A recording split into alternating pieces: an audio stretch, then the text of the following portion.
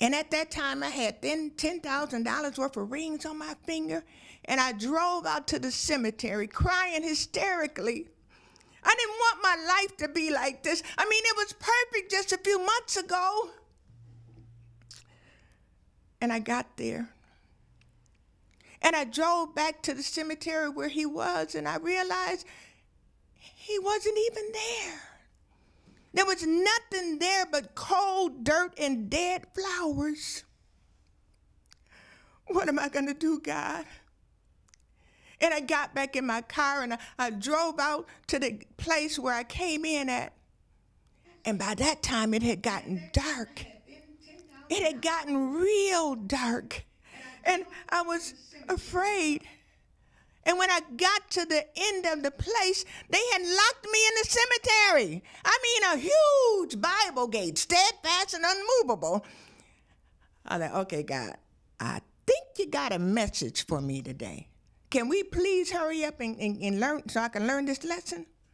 So I got out of my car and I went to the left side, and I figured, I'm going to try to pick this lock or try to get up out of here. I can't spend the night in no cemetery with 4,000 dead folk back here. And then I went to the right side, and I couldn't find any way to get out there. And I looked underneath, and I guess I had had too many Oreo pity parties that night, and I was not going to fit underneath that fence. And then I looked to the top, and I saw 6 inches of metal spikes, and they had that "don't even try it" look. I said, okay, God, I know there's a lesson for me, but what is it? I need to get it so I can get out of here. And then I thought about the disciples when they went to jail. They were in there singing. So I figured, okay. The song that came to mind was do, Lord, do remember me. And I started singing there, locked up in the cemetery in the dark. And then fear popped me on the head like a V8 pop. And it said, Nut, you sitting here in the cemetery singing. You better try to figure out how to get out. So I started honking the horn and blowing the horn and flashing my lights, and nobody was out there. It was in the country, and common sense came to me and said, here you are, all alone. You don't know who's going to come rescue you. And I figured this is not a good time to get robbed, because first thing in the morning, I'm going to the pawn shop so I can pay some of these bills. But in 1998, I had a minute phone, but I had 2 minutes on it. I think that just figures, doesn't it? My luck is not so good today. But then I figured, which one of my friends can I call, and I can say, I'm locked in the cemetery and please come get me, and then I'd have a kid come pick it up.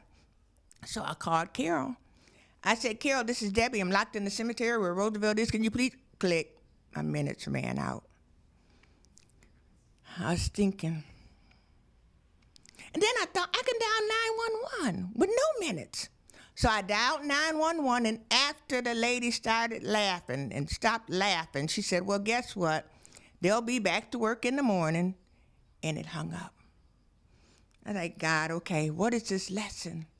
As long as it's not anything like Ezekiel and any dry bones connecting, hip bone, you better stay right where you at. And Lazarus, you bet not. And it got longer at night. It got darker. And in about 45 minutes, a little lady came on the other side of the gate. And I thought she was going to have a key, but she said, get back in your car. Get back in my car. Man, people don't do their job good no more. And I was upset, but I ain't had no other choice. So I got back in my car. And she said, move 2 feet. I got in my car angry and huffing and puffing a little bit, but I had to be obedient. I got in my car and I started up, and I drove 2 feet from the gate. And it started humming. And it started sliding to the side. And against every bit of common sense that I had, I thought the gate opened out, or I thought it may have opened in, but it slid to the side as soon as I got so close to it. I wasn't trying to tear up my car because I was going to have to sell that car. But then I got the lesson that God was trying to give me. He said in life you're going to go through many storms. You're going to go through places that you don't understand and feel like everything is lost. But you can't go backwards. There's nothing there but cold dirt and dead flowers. And when you go to the left or you go to the right, nothing is going to happen. But in life, you got to trust me and move forward. You got to pick up what pieces you can and just trust me. All you got to do is trust me. I'm not going to put on you any more than you can bear. And it was just 2 feet from my freedom. And that lesson gave me the courage that even though my husband was dead and my father was dead, who was a rock in my life, that I had God and I could pick up those dreams, pick up those broken pieces and move forward. You see, because it was just a pile of broken dreams. And nothing ever like it seems, but I had to move on from here and move forward with my life. And I thought about all the time that I wasted with dreams and hopes that weren't even mine, following other people's dreams. But with God, I could pull those pieces back together. And I moved on out of that cemetery, and it wasn't too long after that God said, "Can I trust you?" And I said, "Yes, Lord, you can trust me." But I moved to Cleveland. I didn't know anybody in Cleveland, but I had enough trust in God after being locked in that cemetery that he was going to take care of me no matter what. And one of the first parables that he gave me, I came to Cleveland and I started performing parables and I started doing different things, but I was like, God, but it's taking too long. We want God to do things when we want him to do. But this is a parable called the vessel story.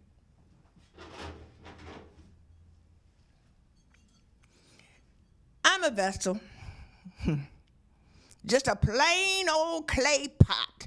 Now, it wasn't my choice to be no crusty old vessel, and you better believe me, I tried to fight it every step of the way. You see, I didn't think it was fair. All my other friends, they just got on the wheel and spun around a few times, and they were done. While some of them even had beautiful glaze, and they went off to decorate mansions and fancy places, but not me. I stayed on that wheel so long, just going around and around and around, and I didn't even know which way was up. I was like, ain't this my life? Shouldn't I be the one to decide what happens with my life? I'll tell you one thing. The very next time that potter slow that wheel down, I'm going to jump. I got my chance. It was the end of the day, and the potter slowed down the wheel. And I said, I'm going to jump. And I jumped. And when I jumped, I was so happy because for the first time in my life, I was free. I could feel the wind shooting up my sides. And I was just thinking about all the things I was going to do when I get out of here and when I'm controlling my own life. But then I hit the ground. And I hit the ground with such force that the left half flew over under the window and the right half flew under the shelving. Uh-oh. Soon the lights went out and the door creaked closed. And there I was all alone and nobody even knew where I was. It got colder by the hour and darker by the hour. And I sat there and I just thought about my life and what a mess I made out of my life. Nobody could love me the way I was. Part of me wanted to get some rest because in the morning, the potter was just going to come in and dash me in the fire. The other part wanted to scream and yell in agony because it was over. Look at me. After what seemed like an eternity, I could see the sun begin to rise through the window. And shortly after that, the door creaked open and a candle was lit. And the potter saw me. And by the light of the candle, I could see his strong arms, and I braced myself because I didn't want to feel what it's going to feel like when he dashed me in the fire. But he picked me up. and his strong hands were warm. And soon I felt my missing piece being laid against my wounded side. And in shame, I lifted up my eyes, and I saw my reflection in a tear in the potter's face. And he held me up by the light of the candle. I could see how broken I was and how damaged I was. Nobody could love me the way I was. And then he brought me to his bosom, and I could feel his heartbeat. And the tear rolled down my aching sides like a healing balm. And I felt his breath.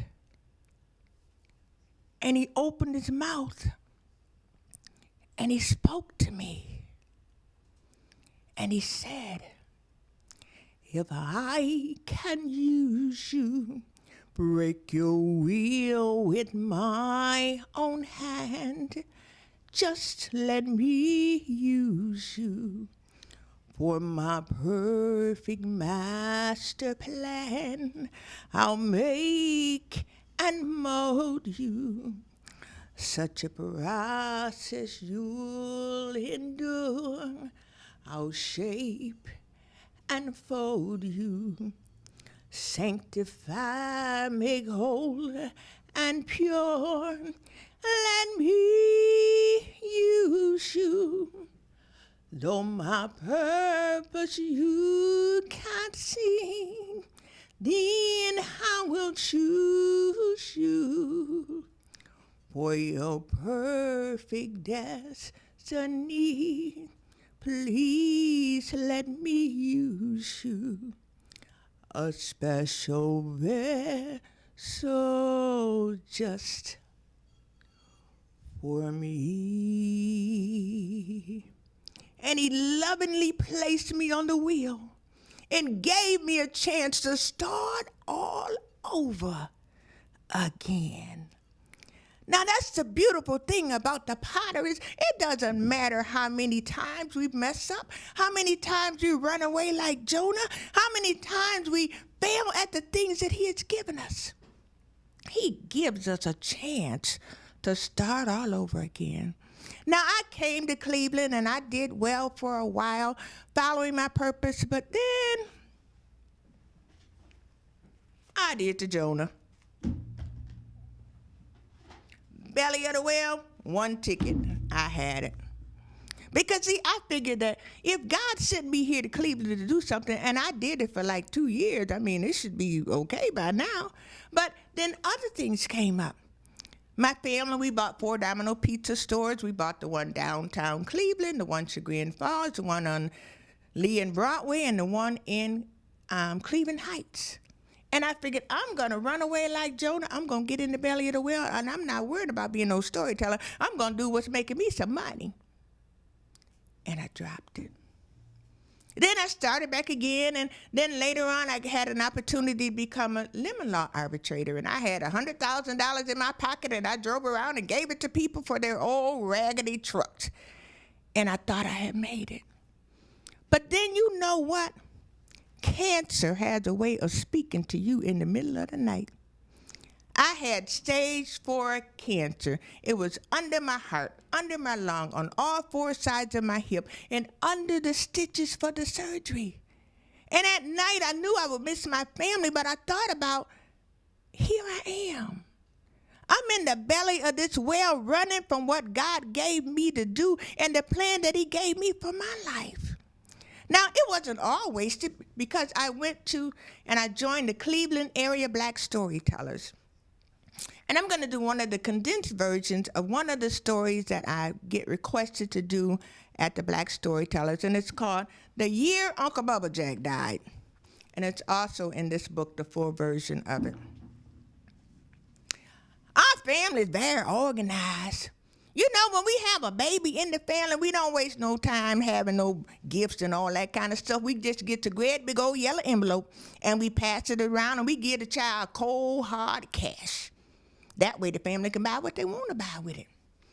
Now, when it comes to them names now, they don't name nobody Polly and Billy Ray no more. So we have lessons to teach them how to pronounce the younger name. Now we celebrate birthdays and we celebrate all kind of things, but I tell you, it ain't nothing like when the good Lord see fit to pluck one of us off of the family tree. We get right military about that. Now, I remember one time I was sitting down and I was reading the newspaper, and it said B.J. Madison with a T done died. Lord, B.J. Madison with a T? Lord, that's Uncle Bubba Jack. Uncle Bubba Jack done died, Lord. But I told you we's organized. So I went and I called Beba May. I said, oh, Beba May, I'm so sorry to inform you that Uncle Bubba Jack done died. And Beba May hollered and fell out in the arena. I knew she fell out because she about 600 pounds, and I felt that vibration on the phone. And we said, we got to get organized. So Beba May called Cousin Tubby, and Cousin Tubby called Cousin Pooter, and we all got everything situated. Now, you know, in a family, you know who can cook and who can't cook nothing. So way ahead of time, we done planned the repasses. Now, if you're pretty good, we might have put you on meats. Now, when you come to the repast, you bring your particular meat. If we tell you chicken, don't bring no ribs. Now, if you ain't on meat, you might be on sides. Now, if we tell you potato salad, you bet not come up there with no coleslaw. We don't play that. Now, if you ain't on meats and you ain't on sides, you might be on desserts. Don't come practicing under them Facebook recipes. We want the same thing every time. If you want to practice some recipes, take that to your coworkers. Now, if you ain't on meats and you ain't on sides and you ain't on desserts, then you is forever to your own homecoming on drinks and paper cups. Now, it's a good thing we was organized like that because the funeral was the next day. So at 10 o'clock the next day, we all showed up at Porter Funeral Home. The folks with the meats was in the front. The folks with the sides was behind them. And the folks with the desserts was behind them. And the folks with the drinks and the paper cups was all out in the parking lot. And I was the spokesperson. So I went in and I said, oh, Mr. Porter, Uncle Bubba Jack done died. And Mr. Porter said, I'm sorry and I give you my condolences, but what's your uncle real name? Lord, it hit me like a sack of taters. I didn't know what Uncle Bubba Jack's real name was. And I asked Beba May. Beba May didn't know. And we asked Cousin Tubby. He didn't know what Uncle Bubba Jack's real name. And Mr. Porter started sweating. Because all them folk was out there with them meats and sides and smelling up the neighborhood. He didn't want no dogs come running around there like crazy. So he said, let me go back in the back and see if I can figure out who your uncle is. So he went back there. And shortly after that, I started hearing some singing. Now, I told you our family was very organized. We got one family member that's a choir director. And she was out there directing the choir. Now, the folks with the meats was the tenors. And the folks with the sides was the altos. And the folks with the desserts was the sweetest sopranos you ever want to see. Now, if you was on drinks and paper cups, you can just fill in and sing wherever you want to. But they was singing Swing Low, Sweet Chariot, done taking Uncle Bubba Jack home. And at that moment, somebody come in the side door, and it was a little old man. And he came up to the receptionist and he said, ma'am, I'm here for my family people's funeral. And she said, well, sir, what's your family people's name? He said, I don't know. All I know is I've been on drinks and paper cups since my Maybelline died, and here I am. I turned around, and there Uncle Bubba Jack standing beside me. I said, Uncle Bubba Jack, they told me you done died. He said, I ain't died. I just got the family call, and I come to bring my drinks and paper cups. Lord, we knew we had a situation. But Uncle Bubba Jack, being the head of the family, he said, well, do you got the place, the paper where you saw it at? And I said, yes, sir, I do. And I pulled out my Bible because I'm a good Christian and I carry my Bible everywhere I go. And in the paper, it said, Mr. B.J. Madison with a T done died. We were so relieved. Mr. Porter come back there and he said, well, did you find out your family people's name? And Uncle Bubba Jack stuck out his chest. He said, yes, sir. We's the family members of Mr. B.J. Madison with a T. Whew, that sweat dried up off of his forehead, and he showed us where to go take the food and where we was going to have the service. Now, we's very organized. I done told you that. So we have the people in our family that do the funeral singing. You know, Precious Lord and all them. And they commence the singing. We have folks in our family that do the crying. They do the crying and hollering. We have folks in our family that do the fainting and the falling out. And we have the other folks that do the fanning, and they run between the ones fainting and falling out and between the ones crying. And Uncle Bubba Jack did the eulogy. I tell you, Mr. B.J. Madison with a T would have been proud of his homegoing. Now, after everything was done, we cleaned up Porter Funeral Home cleaner than it ever been cleaned since Uncle Bubba Jack was a child. Because that's just how we do in my family. We believe in leaving everything better than it was before we got there. Now, we filed on out of Porter Funeral Home. The folks with the empty meat plates was in the front. The folks with the empty side dishes was behind them. The folks with the dessert plates was behind them, and if you had drinks and paper cups, you just file on out anyway. Now, sometimes it takes a child to let you know what's going on. And Bieber May granddaughter said, well, what is Uncle Bubba Jack's real name? I looked at Bieber May. We looked at Uncle Bubba Jack. And he started scratching his head. He said, well, it's been so long, I don't rightly remember. So much for being organized. And so I went on and I continued to tell stories at the Caramoo and different places, but I never made it what God wanted me to do. Make it the first thing that I'm supposed to do. Make it a primary thing in my life, because sometimes we take gifts and we just discount them. But you know, I thought about sometimes when I go to the nursing homes, it brings joy to people. It encourages people. And I have one last final story for the season.